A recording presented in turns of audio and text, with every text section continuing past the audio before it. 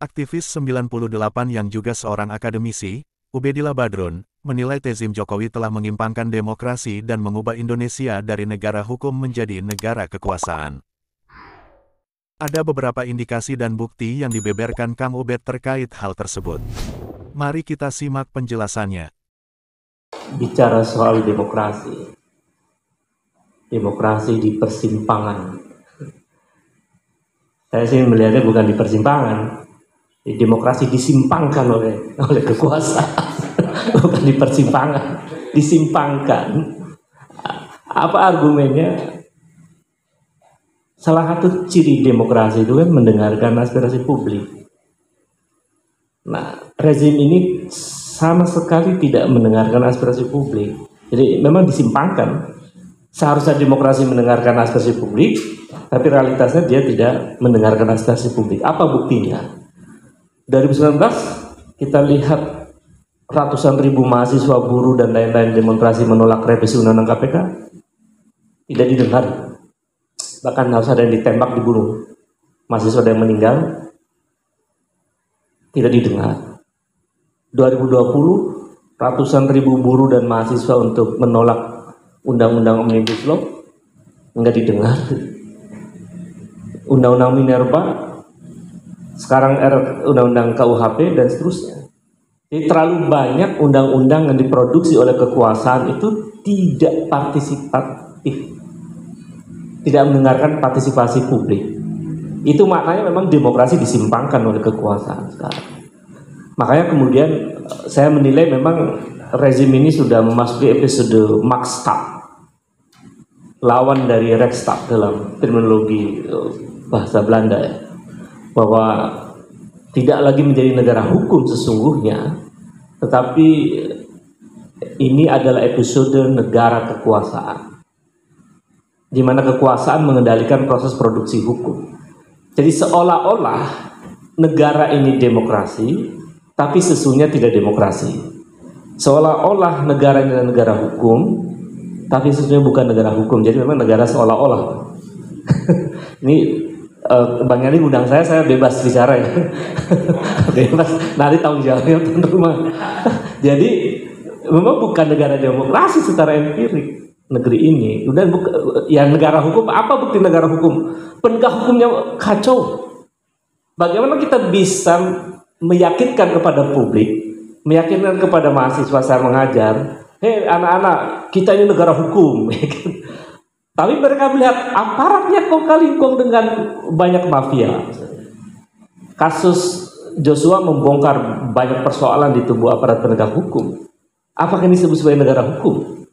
Kan itu pertanyaan penting. Jadi oleh karena itu menurut saya, ketika demokrasi dipersimpangkan atau disimpangkan, maka di saat itulah negara sudah bergeser dari Rechtsstaat menjadi Max-Staat. Apa implikasi lanjutan dari Max-Staat itu? Koruptif. Karena power tend to corrupt. Jadi ketika kemudian kekuasaan begitu luar biasa, absolut, maka potensi korupsi itu menjadi luar biasa. Apa faktanya kemudian? Ternyata betul bahwa korupsi merajalela. Jadi ini membenarkan tesis bahwa ini Max-Staat.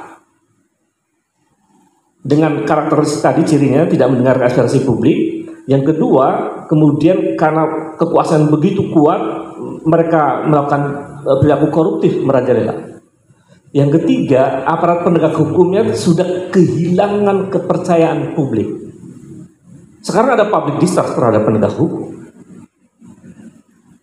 Nah, kalau negara dengan seperti ini, lalu kemudian kita berharap bahwa itu akan di negara demokrasi, saya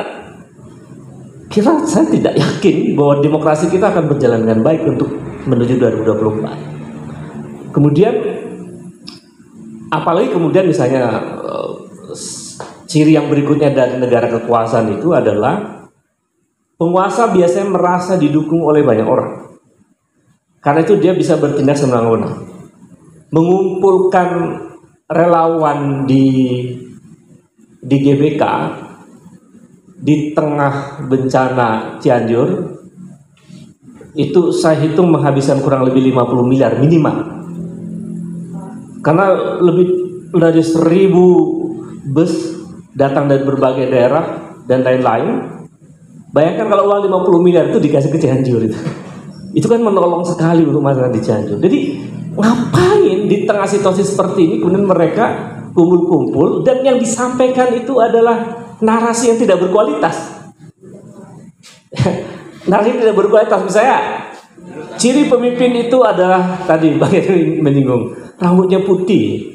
Itu kan narasi yang tidak berkualitas. Melihat kualitas pemimpin dari ciri fisik kan parah itu. Saya sih melihatnya pertemuan kemarin itu deklarasi, mengumumkan kepada publik bahwa Jokowi itu nggak memikirkan rakyat, karena dia rambutnya nggak putih. Jadi yang dipikirkan adalah oligarki. Nah, ini udah nyebut nama Jokowi, nanti hati-hati. Jadi ini kan analisis ya. Basis analisisnya adalah dari argumen dia sendiri bahwa orang memikirkan rakyat itu rambutnya putih. Nah, beliau rambutnya tidak putih, berarti beliau tidak memikirkan rakyat. Kan logikanya begitu. Logikanya begitu. Jadi kalau itu dinyatakan ke publik ya itu pengumuman bahwa saya nggak memikirkan rakyat, kira-kira begitu. Apalagi kemudian di belakang layar ada namanya Benny Ramdhani yang ngajak perang, melakukan provokasi kepada presiden untuk mendorong melakukan tindakan-tindakan yang sifatnya represif, penangkapan dan lain-lain terhadap kelompok-kelompok kritis pada para aktivis dan lain-lain. Saya kira itu juga menunjukkan bahwa pertemuan kemarin di Gelora Bung Karno itu pertemuan yang buruk dalam sejarah demokrasi kita. Nah, kemudian ciri lain untuk menguatkan bahwa ini adalah episode maksud adalah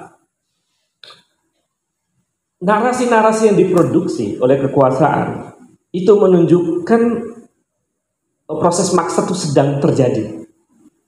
Misalnya 3 periode penundaan pemilu, tahun depan adalah tahun yang gelap. Itu narasi-narasi dan itu bukan diucapkan oleh lawan, tapi yang mengucapkan presiden. Lalu juga Sri Mulyani, narasinya pesimis, Menteri Ekonomi.